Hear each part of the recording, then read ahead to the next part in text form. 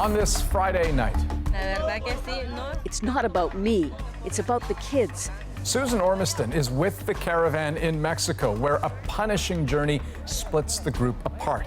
Can the most vulnerable catch up? Shame on you! Shame on you! Hundreds of protesters in Toronto say Steve Bannon shouldn't be given a platform to speak. But inside, thousands listen to him debate the future of democracy. Clocks are just never cease to amaze me. How they just keep going and going. And meet a man who will be putting in extra time this weekend, while most of us get an extra hour of sleep. This is The National.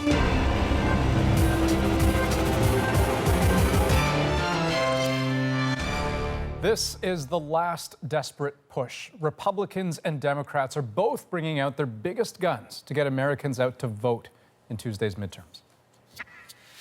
Don't be bamboozled. Don't be hoodwinked.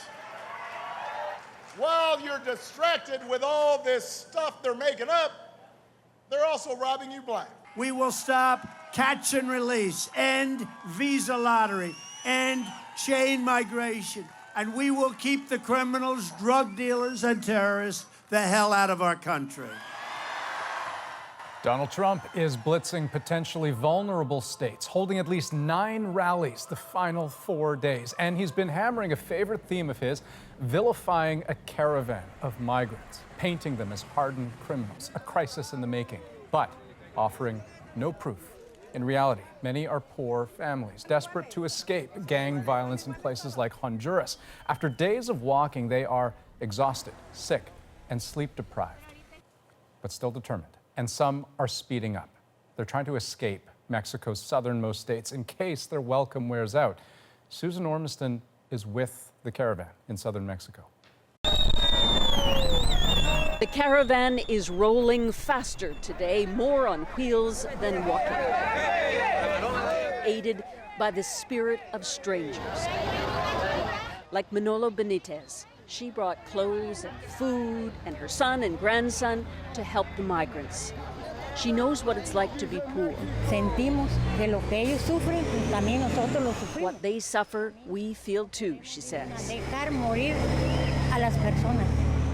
On the back of another truck, we find a family from San Pedro Sula, Honduras, where the Caravan first began. Still in southern Mexico 3 weeks later, Jose Colindra has no real idea of what would happen if he reaches the U.S. border. How will you cross the border? Pues la verdad no sabemos. The truth is, we don't know, he says. No sabemos. As we're talking, another flatbed pulls up. They scramble to get on. Before they can leap, off it goes, leaving them waiting again. As thousands tramp down this road, the U.S. president ups the stakes. Election-fueled promises to change asylum laws haven't filtered down much here, but deploying the U.S. troops has. Trump can put up as many soldiers as he likes on the border, says Julio Acuye. But we're like ants. When they kill a few, the rest spread. Como las hormigas. He was kicked out of the U.S. once. He's trying to get back. What are you going to do when you get to the border? Tal vez pagar un coyote. Hire a coyote, meaning he'll get smuggled across. This caravan is holding, but today, signs of a split.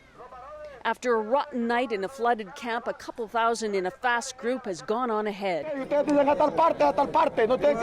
Those behind are growing impatient. An organizer warns they have to stay together for safety and for unity. But it would mean moving again. Tough for the families like Cynthia's. Are you feeling like you might want to finish this caravan? It's not about me. It's about the kids. They're getting too tired. Mexican human rights officer Juan Jose Garcia says every day is a bit less organized. What's your sense, Juan, of the mood of these people? They are desesperated, no? Because it's a long, long walk. Finally, decision made, they move out again, trying to catch the others, with another storm approaching. It takes a lot of faith. So 3 weeks in, they're going on their second walk in one day. But at least the organizers have kept the caravan together this day. That will be the challenge going forward, as some are reconsidering their options. Susan Ormiston, CBC News, Donaghey, Mexico. While the caravan is being used to widen the political divide ahead of the U.S. midterms, those deep divisions were very much on display here in Canada tonight as political passions spilled over onto the streets of downtown Toronto.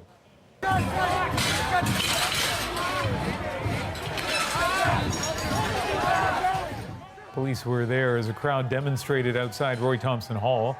They were protesting the appearance of right-wing political strategist Steve Bannon in town to take part in a long-running public debate series.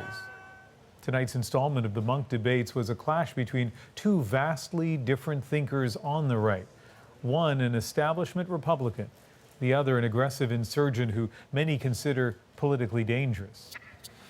Bannon was on one side, a self-made man with working-class roots who rose from relative obscurity to become a major shaper of the right. He was a driving force behind many of Donald Trump's most controversial policies. And on the other side, David Frum, in many ways the consummate establishment Republican, an intellectual and regular political commentator, including here on the CBC. Frum is a former speechwriter for George W. Bush and a champion of classical liberalism. The Monk Debates have featured controversial figures before, but not like Bannon. A self-described nationalist, many consider his ideas racist. Bannon denies that, but seems to relish the outrage he inspires. Ron Charles saw lots of that at the venue in Toronto. This is where the debate over the debate got real. No platform for fascists!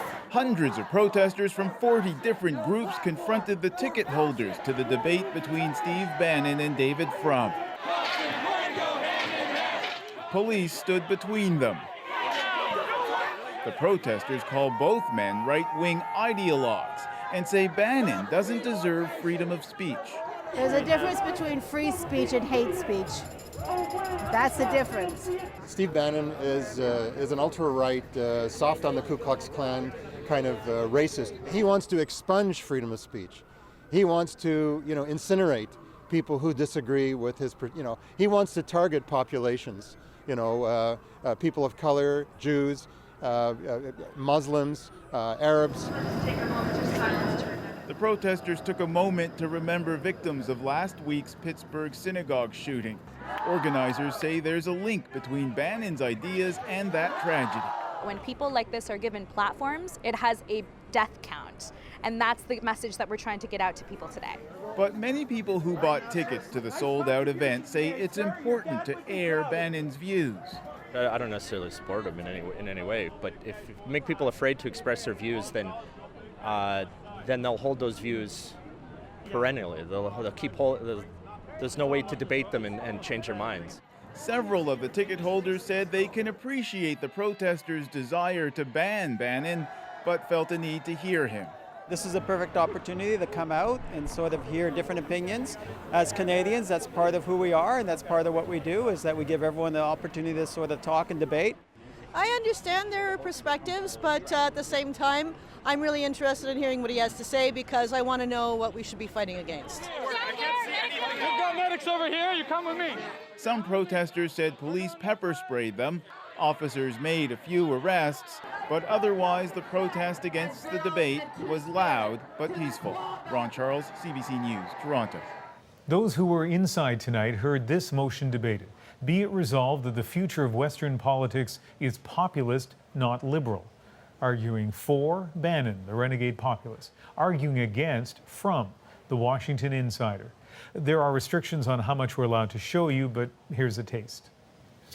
The only question before us, is it going to be a populist nationalism that believes in capitalism and deconstructing the administrative state and giving the little guy a piece of the action? Or is it going to be a Jeremy Corbyn and Bernie Sanders type of populist socialism?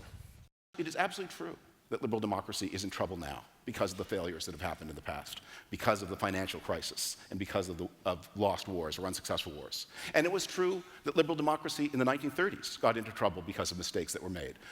There would have been no fascism had the 1920s led to permanent success. The failures of a good system are not a reason to turn to an evil one. Donald Trump is a transformative president and a historic figure. He's going to be in your lives 10, 20, and 30 years from now. That's a Kafkaesque novel, isn't it? It is.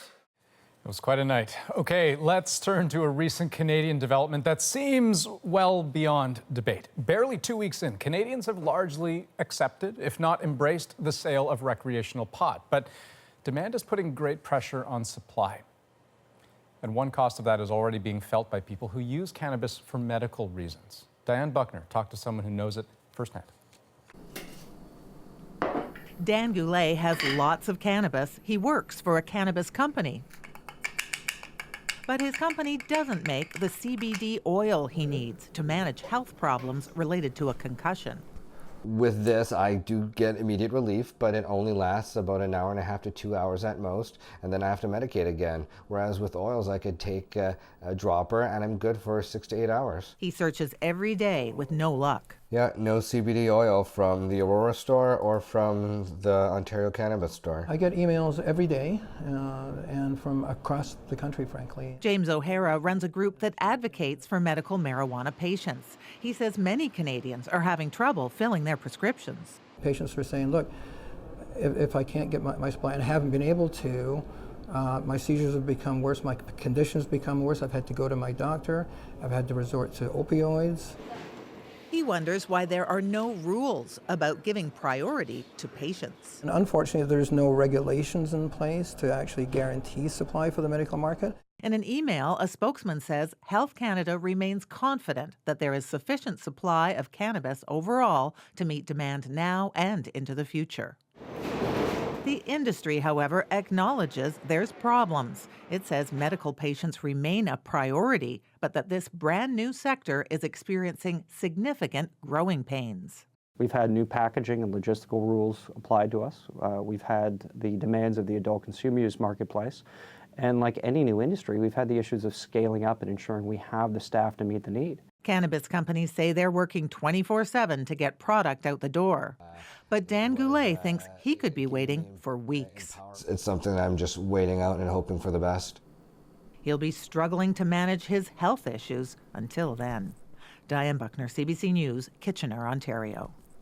Now, another part of the new cannabis equation is new packaging and marketing rules, different from province to province. But the ones in Quebec have some retailers pretty ticked off, and they're complaining no other province is as strict.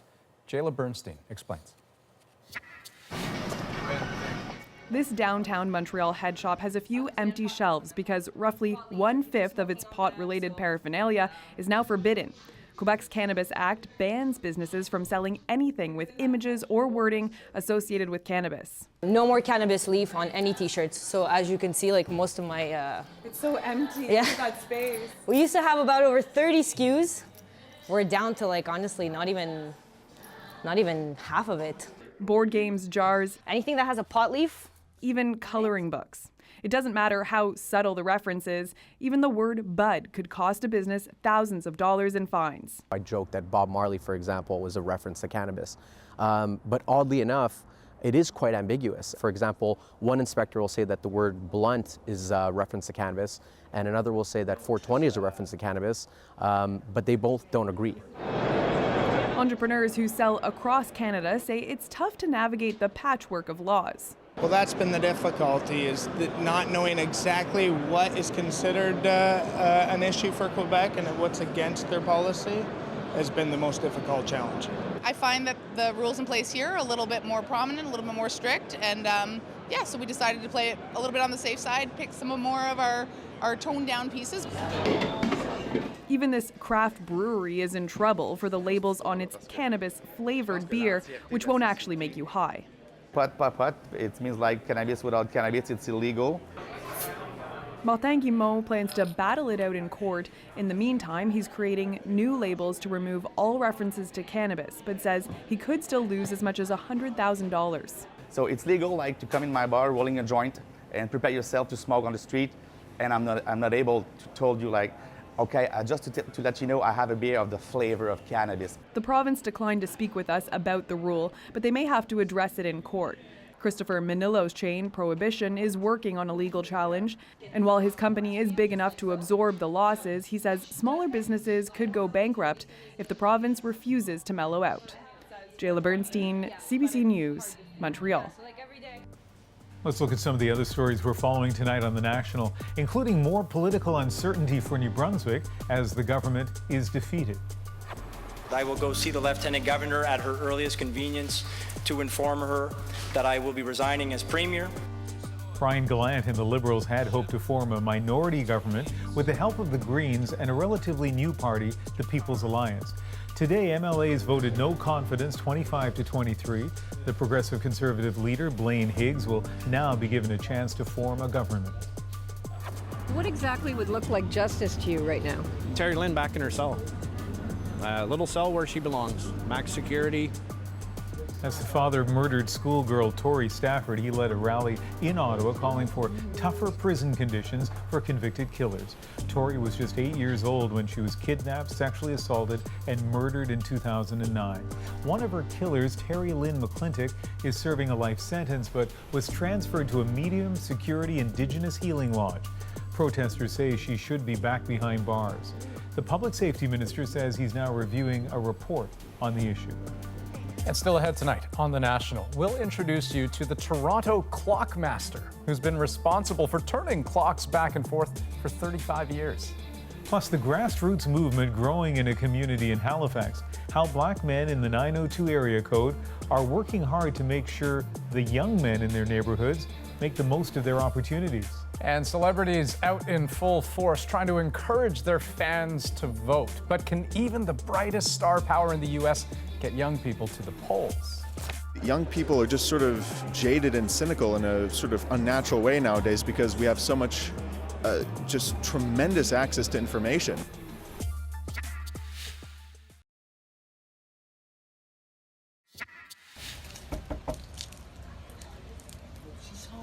With U.S. midterm elections just days away, Hollywood is doing what it can to get out the vote.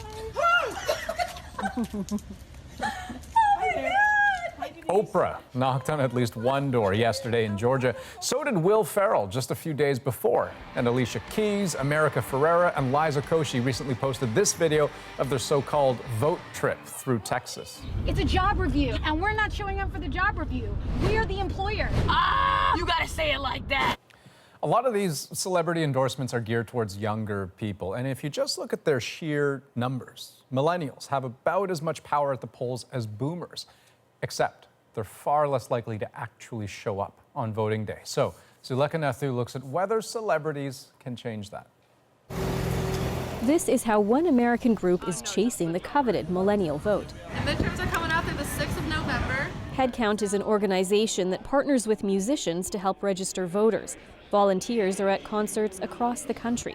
Here in Los Angeles, they're at a Drake show. Yeah, just trying to get young people more involved in the whole process.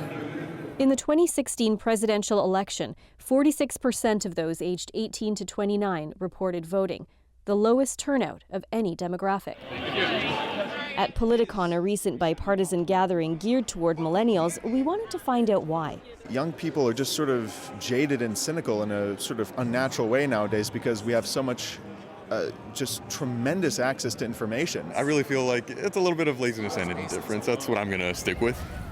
Other reasons? The inability to vote online and the demand to re-register every time you move, which a lot of young people do, often. Rihanna, John Legend, and Alyssa Milano are among the many celebrities putting out social media pleas to participate anyway. Even Taylor Swift got political for the first time, telling her 112 million Instagram followers who she was planning to vote for and why. There's no question in the current political climate, higher turnout among younger people would lead to a heavier vote for the Democrats, which is why Democrats are focusing on getting younger people registered. Can you help me get people registered? Okay, I'm already on it. Michelle Obama's new organization, When We All Vote, is enlisting her famous friends and encouraging young people to go to the polls in groups, so-called voting squads. Call Janelle. No, not now. I'm registering voters. They have a huge platform that helps us to kind of get in the door, but it really takes that peer-to-peer action to get people moving. This is going to be my first time voting.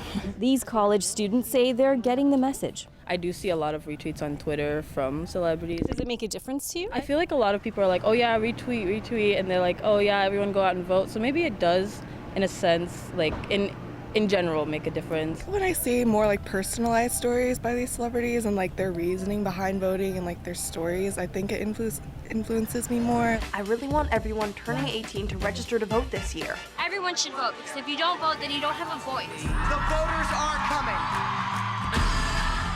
By 2020, millennials will be the biggest voting bloc in time for the presidential election, if they show up at the polls. Zuleika Nethu, CBC News, Los Angeles. This will be an election of Kavanaugh, the Caravan, law and order, and common sense. So that critical vote goes down next week. America votes on Tuesday. And it's so much more than just which party ends up controlling the House and the Senate. It affects Canada too, right? Consider trade, the environment, and increasingly divided political rhetoric. If you really care about what Christian values should be, this guy's the guy. Tuesday night, make sure you join us for a special edition of The National. We'll all be here decoding the results, taking you live to battleground states. There is nothing that can stop us. And putting a critical eye to what happens through a Canadian lens. It all starts at 8 p.m. Eastern on CBC News Network and at 10 p.m. on CBC Television, 10:30 in Newfoundland. Still ahead on The National, a man in PEI fulfills a bucket list wish, becoming a contestant on Jeopardy. And that's our moment of the day. But first, building a legacy in Black communities around Nova Scotia. How a meeting of middle-aged Black men in Halifax became a grassroots movement. So we put a social media call out, and the response was amazing. We had over 100 Black men come and sit down at the table and talk about this. And it just started to develop from there.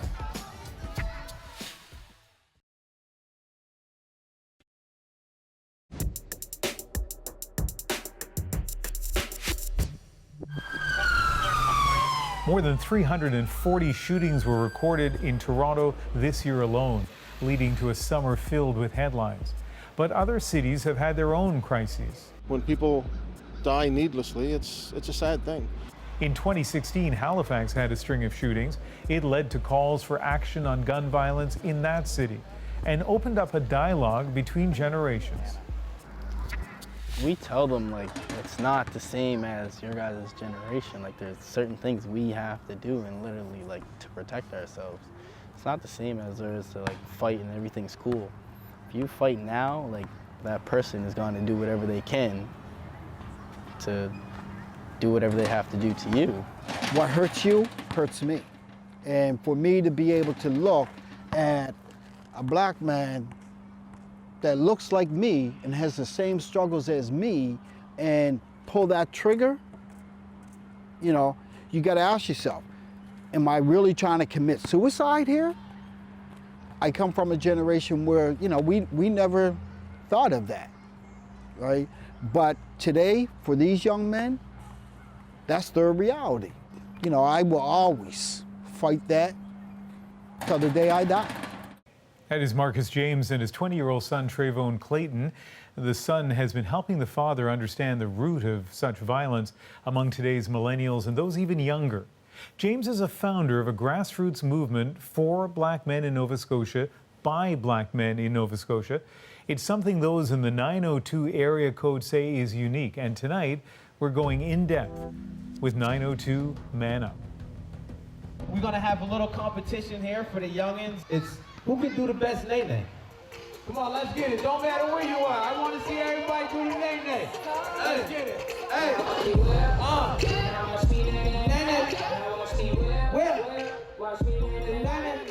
I think what makes Uniacke Square unique is the fact that it's a close-knit community, It's a welcoming place.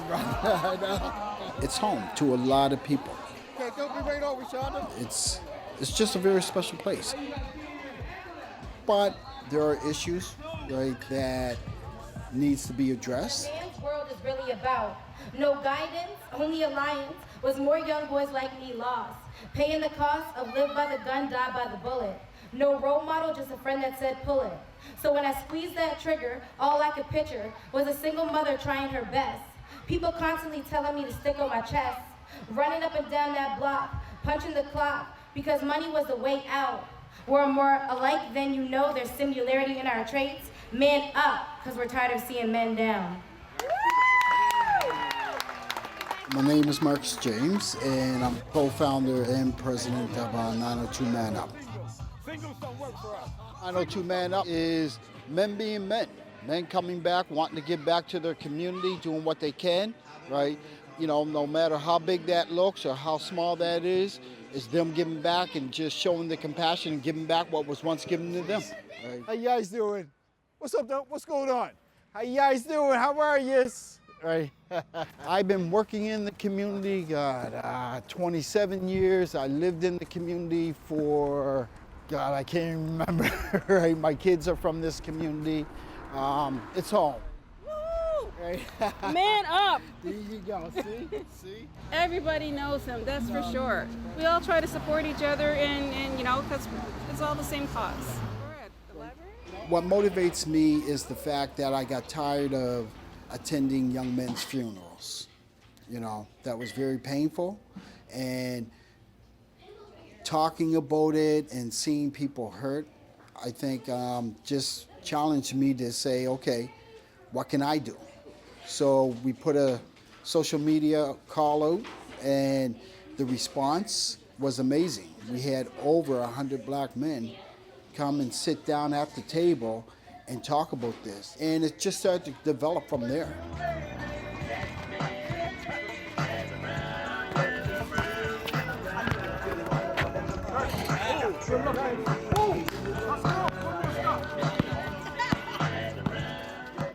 It was difficult because we had to have those hard conversations, because it started with us as older, mature black men asking ourselves, where did we drop the ball? As fathers, uncles, where did we drop the ball with these young men, right? And so we had to start that healing process, right, before we can move on and start engaging the young men. People need support, and that's what 902 ManUp does. My name's Corey Wright, and 902 ManUp has made a difference in my life by giving me extra tools and extra confidence to carry on my journey. Okay, dear, love ya. I was incarcerated twice, and the first one, I wasn't ready to change. But the second time I was in and I'm looking, I'm like, you know what, things need to change, because I don't want to keep coming in and out, in and out, in and out. I can't do that. What's going on? How you doing, brother? Yes, always. Yes. Smooth. Hey, square root. Smooth. This is where I wanna be. Still in it to win it, but give me a minute for unfinished business that I ain't committed to, never submitting and never forgetting that I 902 ManUp.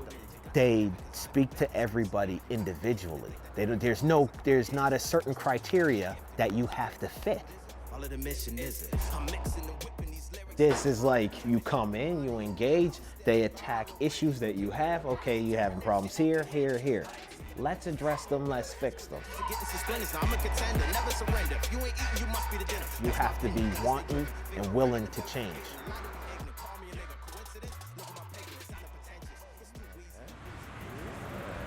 What's up, nephew? What's up? What's up? What you say? Chilling. How's it going? Good? You good?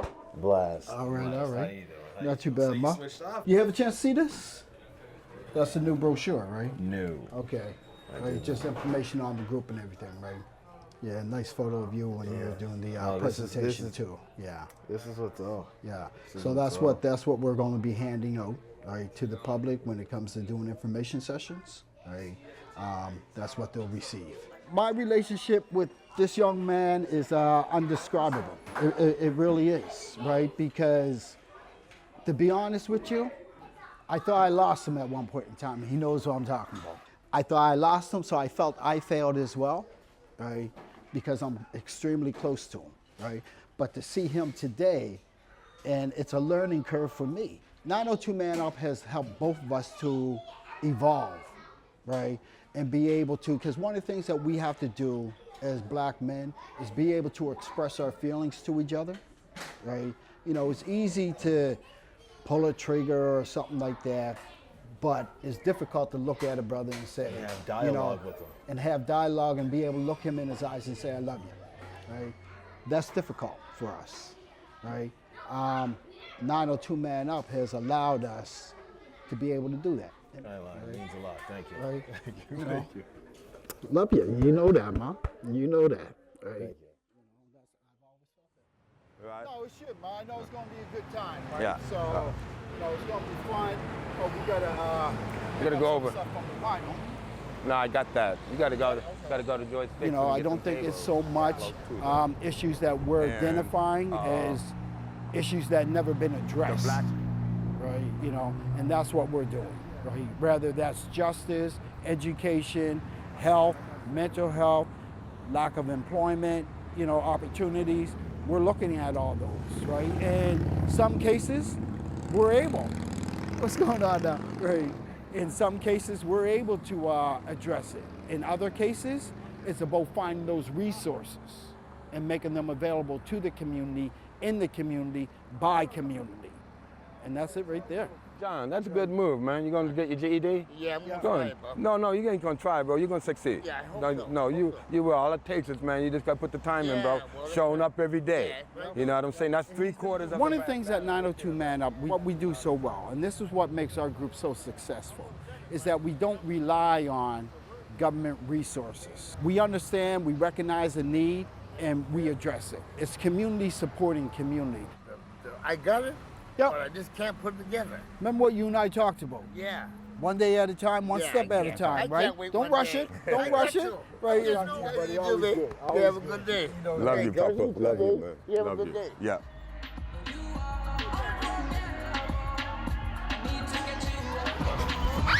Best hot dogs in the city right here, buddy. Okay, Shawnee, you guys, if we run out of stuff, just let me know, and I'll run and grab some more. So you have your high points, your low points, you do, right? No, we got more over here, but once we start running, let me know, I'll run to the grocery store. But what really keeps you going is when you see a young man such as Corey Wright. The 3-point competition, come here, let me take your name down. Let me take your name down. Turn his life completely around and accomplish and overcome barriers that other people feel, okay, you know, his life's over. No, it's not. No, it's not. And, you know, when I see that and I see him doing so well, right, I mean, that's it right there. That's the payoff right there.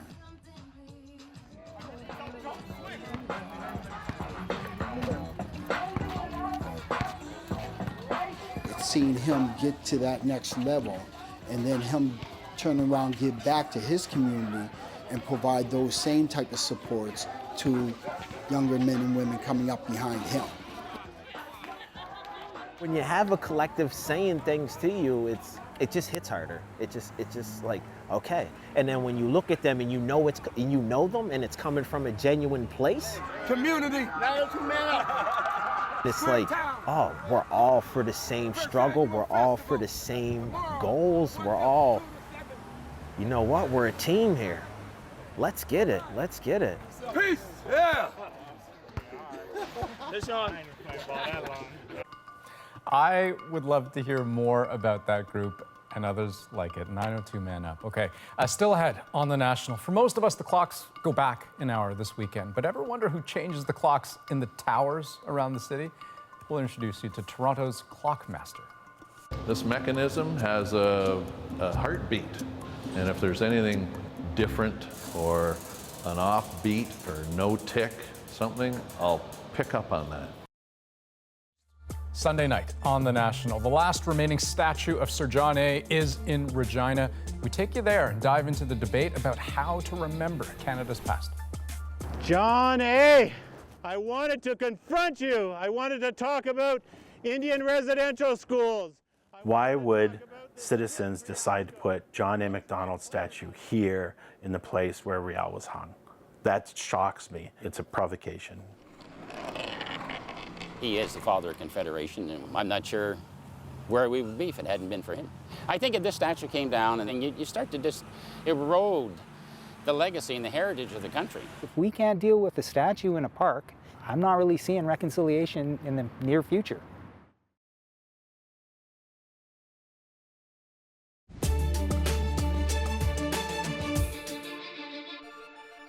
Former Governor General Adrienne Clarkson has responded to this week's criticism over her expenses since leaving the job.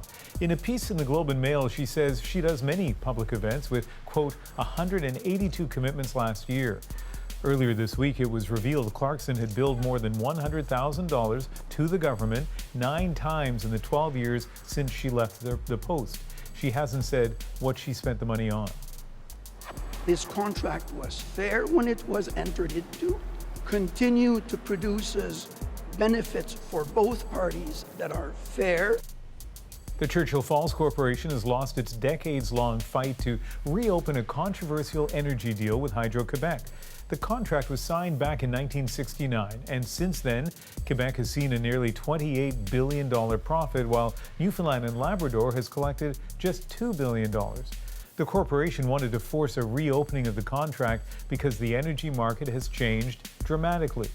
But the Supreme Court voted against that 7-1. Sanctions are starting on Iran, and, you know, Iran is taking a very big hit. Not so much starting, but restarting. The Trump administration is restoring sanctions on Iran that had been lifted as part of the 2015 nuclear agreement.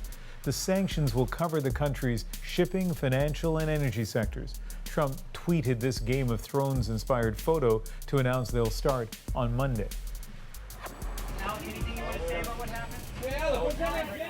And that is Alec Baldwin leaving a New York Police Department precinct after being charged with assault.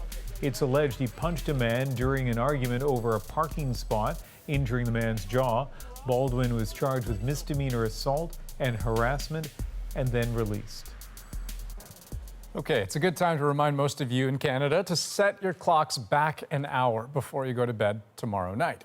Now, granted, your smartphone will probably do that for you, so that's one less clock to worry about as daylight saving time comes to an end. But John Scott will be up bright and early with a big job ahead. He's the man in charge of one of Canada's oldest tower clocks that's been ticking away since the year 1900. And recently, John let us into his world where time occasionally stands still. There's a saying, a properly operating tower clock shows the well-being of the community. If it's indicating the wrong time, any visitor, they'd look at that and they'd kind of scratch their head and, what's going on with this town?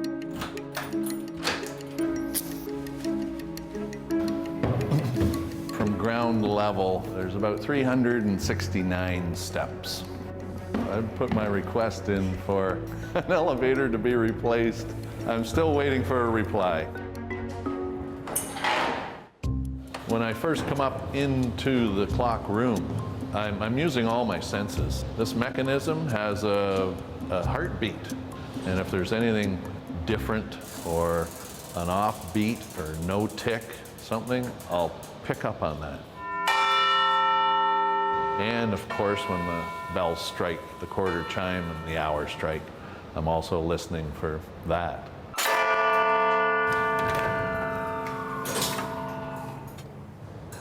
You have to be a contortionist, and you have to be ambidextrous. You have to be able to operate tools with both hands. Notice a big difference in the sound. You notice that difference? Smooth. In the fall, time goes back an hour. So what I do when I come up here, I stop the clock for at least an hour. That pendulum's very heavy. I'll put my foot up against it down low. It's kind of like stopping a train. I just have to keep pushing, and it'll take maybe, I don't know, 10 seconds to stop it. And that's an ideal opportunity for me to do some maintenance that I don't normally get a chance to do when the clock is in operation.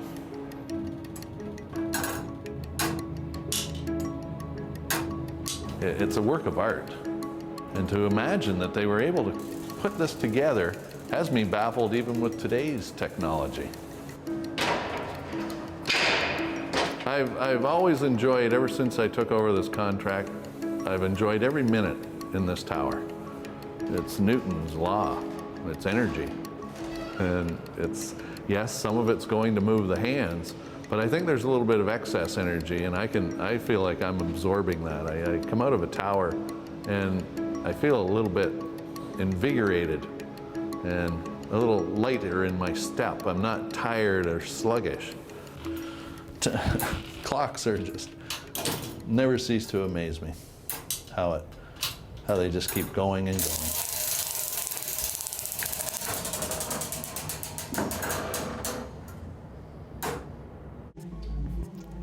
Up next on The National, our moment of the day, and the man from PEI who made it all the way to Final Jeopardy.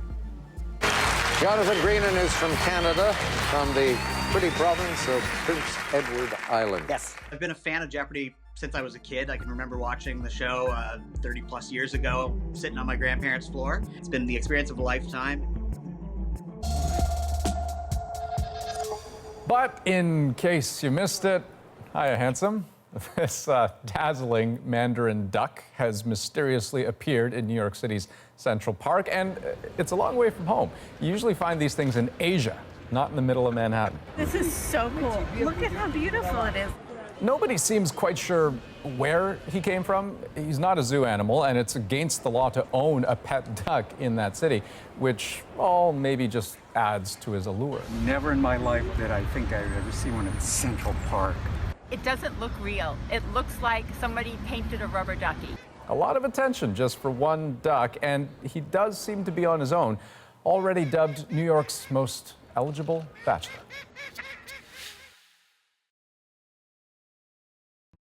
It's one of those cases where you'll never forget. I really wanted this case to be solved. We got him. We absolutely nailed him. Wait! Get out of the car. We searched the bush. I was obsessed. I really wanted to solve it for her. There's one guy with that unique DNA that we want. We have no suspects, no forensics. People were very, very worried. Hey! We had to reopen the suspicious death investigation. It was a haunting case. This is the birthplace of the Peacemaker. Legend has that he traveled the waters in a stone canoe. A stone canoe? How fast do you have to paddle a stone canoe to keep it afloat? A new episode of Still Standing, Tuesday on CBC.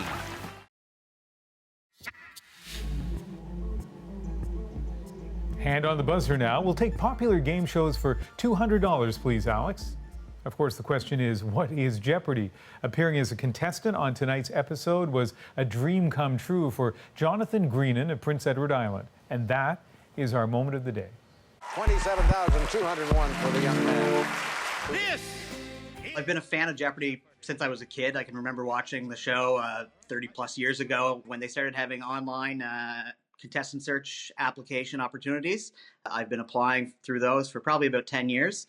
And I was invited to an in-person audition as a result of one of those. Didn't get selected from that, but used the experience to adjust what I needed to do the next time I got invited to an in-person audition in Toronto. All right, Jonathan and Laura. It was pretty surreal. I got a call from the producers in LA asking me to come out. In the room 6. Answer. I spent the month basically cramming as much knowledge as I could into my head, my memory.